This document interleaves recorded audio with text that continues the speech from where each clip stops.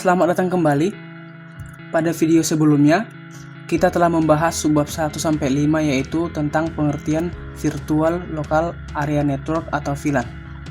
Nah, sekarang kita akan melanjutkan pada subbab yang ke-6 sampai ke-9 yaitu 6.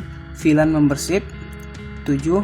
VLAN Tagging, 8. Inter VLAN Routing, dan yang ke-9 adalah Access Control List atau ACL. Kita mulai dari nomor 6 yaitu VLAN Membership.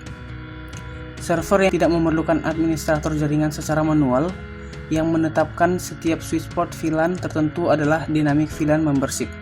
Kebalikan dari statis VLAN, yaitu switch port sudah ditetapkan dari awal.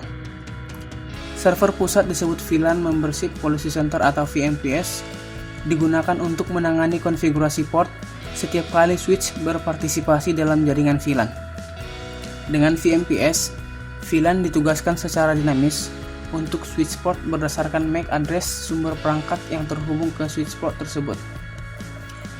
Server VMPS berisi database dari semua workstation MAC address bersama dengan yang terkait VLAN MAC address harus dimiliki.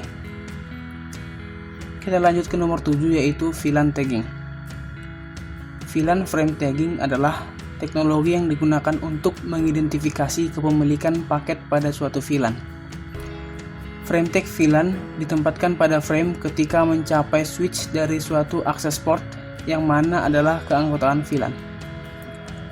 Hal yang perlu diingat yaitu akses port adalah port yang hanya bisa dilalui oleh satu VLAN saja, sedangkan trunk port adalah port yang bisa dilalui oleh beberapa VLAN. Jika switch memiliki trunk port, frame dapat di-forward keluar dari switch melalui port yang dikonfigurasi menjadi port trunk. Metode ini memungkinkan setiap switch untuk mengetahui kepemilikan VLAN frame dan dapat di-forward frame ke port akses VLAN yang sesuai atau ke port trunk VLAN. Contoh sederhana dari VLAN tagging adalah misalnya kita mempunyai 4 PC yang mana PC 0 dan PC 1 diatur menjadi VLAN 1. Kemudian PC 2 dan PC 3 diatur menjadi VLAN 2. Beberapa perbedaan teknologi pada VLAN frame tagging yaitu 1. IEEE 8021 key adalah IEEE Industry VLAN Frame Tagging. 2. Inter-Switch Link adalah Cisco Proprietary VLAN Frame Tagging. Yang ketiga, 802.10 atau FDDI adalah protokol untuk mengirimkan informasi melalui FDDI.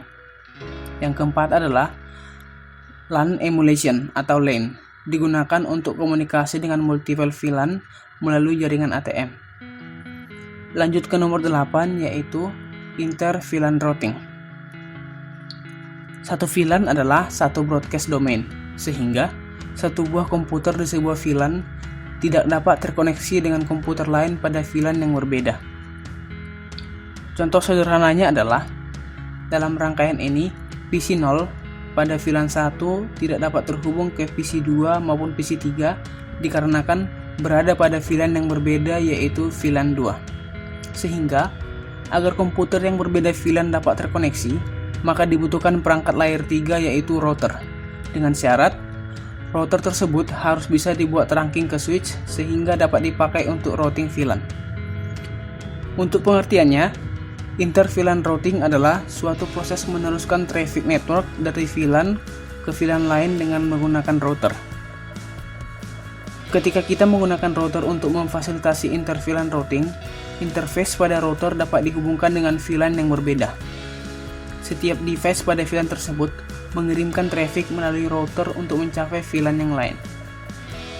Materi ke-9 dan terakhir adalah Access Control List.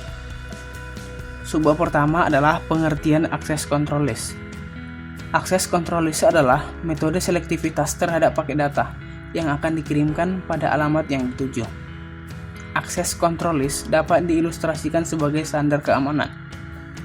Jika paket data sesuai dengan kriteria yang ditetapkan, maka data dapat melewati gerbang keamanan. Sebaliknya, jika paket data tidak sesuai dengan kriteria yang ditetapkan, maka data tersebut akan ditolak. Access Control List dapat berisi daftar IP address, MAC address, subnet, atau port yang diperbolehkan maupun ditolak untuk melewati jaringan. Selanjutnya adalah jenis-jenis access control list. Yang pertama adalah standard access control list. Ini adalah jenis access control list yang paling sederhana, yang mana hanya melakukan filtering pada alamat sumber dari paket data yang dikirimkan. Juga, standard access control list hanya mampu mengizinkan atau mengolah paket berdasarkan alamat sumbernya saja. Kedua yaitu extended access control list. Berbeda dengan standard access control list, extended access control list mampu memberikan tingkat keamanan yang lebih baik, yaitu sudah mampu melakukan filtering pada alamat sumber dan alamat tujuan data. Selain itu, extended access control list juga mampu memberikan keleluasaan kepada admin jaringan dalam melakukan proses filtering dengan tujuan yang lebih spesifik. Bagian terakhir adalah fungsi access control list. Ada beberapa fungsi dari access control list, yaitu membatasi traffic jaringan untuk meningkatkan kinerja jaringan tersebut, mengatur jalur traffic, misalnya menghentikan routing update untuk menghemat bandwidth. Selanjutnya, pengontrolan daerah klien untuk mendapat akses jaringan. Dapat memberikan hak akses keamanan dalam jaringan. Dan yang terakhir adalah memutuskan atau memblok lalu lintas data melalui interface router. Oke, demikian materinya. Jika ada yang kurang jelas, silakan ditanyakan. Terima kasih.